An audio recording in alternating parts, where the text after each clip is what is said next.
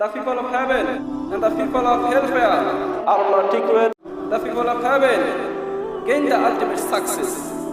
আল্লাহ বলেন যারা জান্নাতি আর যারা জাহান্নামী তারা কখনোই সমান নয়। জান্নাতীর এই সফলকাম, জান্নাতীর এই সাকসেস। সুবহানাল্লাহ। মানে আপনি কোন রকম যদি জান্নাতে ঢুকতে পারেন, আপনাকে সফলতা দান করবে কে?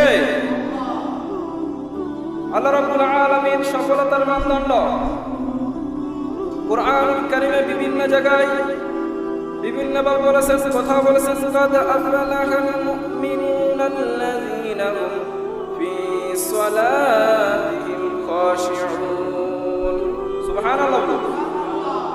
আল্লাহ বলেছেন যারা ঈমান আনতে পেরেছে, নামাজ প্রতিষ্ঠিত করেছে তারাই সফলকাম। আবার আল্লাহ বলেছেন কাদ আফলাহা মান যাক্কাহা ওয়া কাদ খাবা মান দাসাহা। নিজের আত্মাকে পরিশুদ্ধ করতে পেরেছে যারা, তারাই সফলকাম। আবার আল্লাহ রাব্বুল আলামিন বলেছেন ফামান সুহজিহা আনিন নারি ওয়া উদখিলাল জান্নাতা ফাকাদ ফাজ ওয়া মাল হায়াতুদ দুনিয়া